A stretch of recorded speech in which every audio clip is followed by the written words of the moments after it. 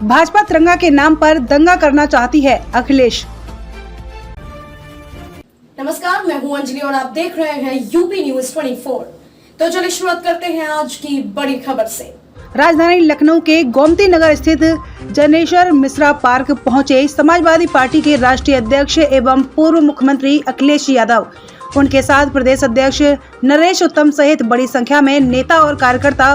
वरिष्ठ समाजवादी नेता जनेश्वर मिश्र की जयंती पर सपा के राष्ट्रीय अध्यक्ष एवं पूर्व मुख्यमंत्री ने जनेश्वर मिश्र की मूर्ति पर किया माल्यार्पण। सपा के राष्ट्रीय अध्यक्ष एवं पूर्व मुख्यमंत्री अखिलेश यादव ने भाजपा द्वारा चलाए जा रहे तिरंगा यात्रा अभियान पर निशाना साधते हुए कहा कि भाजपा तिरंगा के नाम पर दंगा करना चाहती है, बीजेपी बांटने की राजनीति करती है। वहीं अखिलेश यादव ने कहा कि संघ की पॉलिटिकल पार्टी बीजेपी है, पिछड़े दलित मुस्लिमों के साथ भाजपा ने धोखा दिया है। भाजपा तिरंगे के नाम पर राजनीति कर रही है, इससे सतर्क रहने की जरूरत है। जनेश्वर मिश्रा पार्क में हमने सबसे बड़ा ऊंचा तिरंगा लगवाया है। यूपी के उप मुख्यमंत्री केशव प्रसाद मौर्य को लेकर अखिलेश यादव ने कहा कि योगी सरकार पिछड़े समाज से आए उप मुख्यमंत्री केशव प्रसाद मौर्य को आगे करके अपनी बातें कहलाते हैं, उनका बस इस्तेमाल किया जाता है।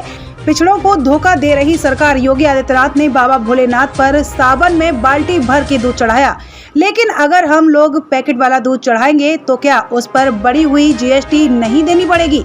यह सरकार लोगों को जन्माष्टमी मनाने नहीं देना चाहती है, इसीलिए दूध दही पर जीएसटी लगा दिया गया है। वहीं अखिलेश यादव ने तिरंगा यात्रा के बयान पर भाजपा प्रवक्ता राकेश त्रिपाठी का पलटवार। त्रिपाठी ने कहा कि तिरंगे के साथ दंगा जोड़ना दुर्भाग्यपूर्ण है। अखिलेश यादव को माफी मांगनी चाहिए। अखिलेश यादव को रह रहकर अपने कार्यकाल के दंगों की याद सताती है। योगी राज में आज उत्तर प्रदेश दंगा मुक्त है।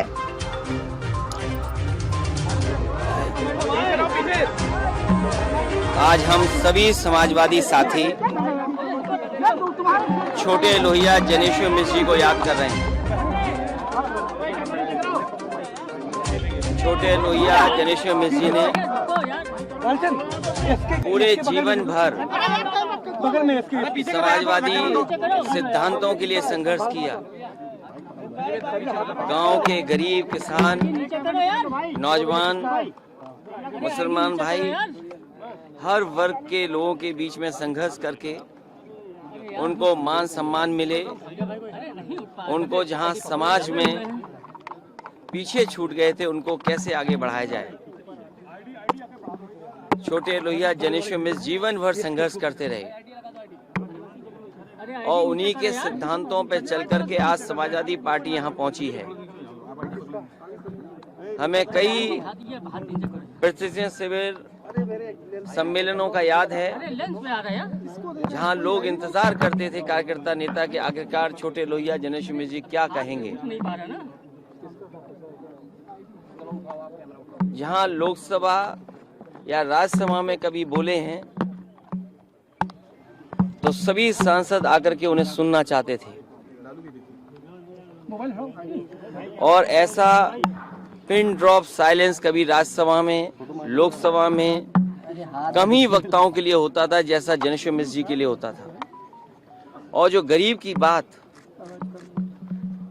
किस ढंग से कही जाए, उसके दुख दर्द को किस ढंग से कहा जाए, राजनीति में मैं समझता हूँ जनेश्वर मिश्र जी से बेहतर कोई नहीं कहता था।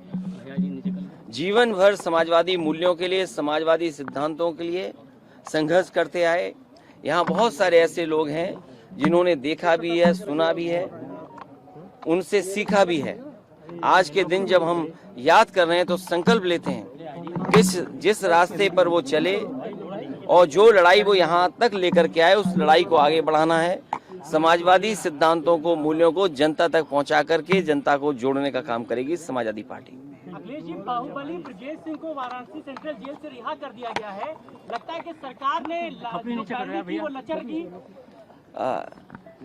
मुझे याद आ रहा है कि बनारस के लोग बताते थे कि सरकार के लोग जेल में 2-2 घंटे बैठते थे। सरकार के लोग जेल में 3-3 घंटे बैठते थे बनारस में। तो स्वाभाविक है और ये तो हाई कोर्ट का और कोर्ट का फैसला है, तो कोर्ट का फैसला तो सबको मानना ही पड़ेगा। सर एक सवाल और है, जिस तरह से हर घर तिरंगा अभियान चल रहा है, आजादी का अमृत महोत्सव बनाकर सबने अपनी प्रोफाइल पिक्चर चेंज कर ली है, प्रधानमंत्री ने भी करी है, सबने करी है, लेकिन संघ संचालक मोहन भागवत या आरएसएस की अभी भी प्रोफाइल पिक्चर नहीं चेंज हुई है। पूरे देश को ये बात समझनी चाहिए कि आरएसएस की पॉलिटिकल विंग, पॉलिटिकल पार्टी कोई है तो वो भारतीय जनता पार्टी है। आरएसएस की political wing Bharatiya Janata party है, और उन्होंने आज अगर झंडा नहीं लगाया है, अगर उनका इतिहास उठा करके देखेंगे, बरसों बरस उन्होंने भारत का झंडा अपने स्थान पर नहीं लगाया है। लेकिन उम्र का उस पर ख्याल नहीं रखा गया, कहाँ चूक देखिए, थोड़ा लेट हो गया आपका चैनल, ये बात थोड़ी पुरानी हो गई है, लेकिन हाँ, ये स्वीकार करते हैं, हमारी ऑफिस की गलती है ये। जिस तरह से अभी कस्टोडियल डेथ में उत्तर प्रदेश को नंबर 1 कहा गया है, और उस पर क्या कहना चाहेंगे? देखिए, कस्टोडियल डेथ में यूपी नंबर 1 है। अगर आप नंबर 1 की बात करेंगे, क्योंकि ये सरकार ये महसूस करती है, मुख्यमंत्री जी खुद महसूस करते हैं कि उनके काम काज से $1 ट्रिलियन की इकोनॉमी नहीं बन सकती। वो जानते हैं, क्योंकि 5 साल जिस तरीके से उन्होंने काम किया है, ये बीजेपी के पास सूझबूझ नहीं है कि $1 ट्रिलियन की इकोनॉमी कर लें। 5 साल जिसने ऐसे गुजार दिए हों, अब उन्होंने किसी एजेंसी का सहारा लिया है, तो एजेंसी के लोग ये बताएंगे कि जिस प्रदेश में सबसे ज्यादा कस्टोडियल डेथ हो रही हो, उसमें इन्वेस्टमेंट कैसे आएगा। जिस प्रदेश में सबसे ज्यादा महिलाएं असुरक्षित हों, देश का आंकड़ा ये कहता है, और जिस प्रदेश में सबसे ज्यादा डिजिटल फ्रॉड होते हो, अगर डिजिटल फ्रॉड का कहीं आंकड़ा सबसे ज्यादा तो उत्तर प्रदेश में है। और इन्वेस्टमेंट के बहाने अगर आप हिंदू मुसलमान का झगड़ा कराओगे, आप सोचिए लुलु मॉल का जो इन्वेस्टमेंट है, क्या ये बीजेपी की सरकार का इन्वेस्टमेंट है? ये समाजवादियों की सरकार का इन्वेस्टमेंट है जो आज दिखाई दे रहा है। अभी सरकार ने बुंदेलखंड एक्सप्रेस वे बनाया था, प्रधानमंत्री जी से उद्घाटन कराया, उद्घाटन होते ही बारिश हो गई, पूरा का पूरा बुंदेलखंड एक्सप्रेस इन्हें बंद करना पड़ा। आप लोग जानते हो इस बात को कि जो उद्घाटन प्रधानमंत्री जी ने किया, वही बुंदेलखंड एक्सप्रेस वे ढह गया। क्या बुंदेलखंड एक्सप्रेस वे की ईडी जांच होगी? क्या सीबीआई जांच होगी? जो 15,000 करोड़ का एक्सप्रेस वे है, प्रधानमंत्री जी ने उद्घाटन किया हो, अगले दिन ढह गया हो, क्या इसकी ईडी जांच होगी? क्या सीबीआई की जांच होगी? खबरों में अब तक लिए बस इतना ही। मिलते हैं फिर ऐसी ही बड़ी खबर के साथ, तब तक के लिए नमस्कार और देखते रहिए यूपी न्यूज़ 24।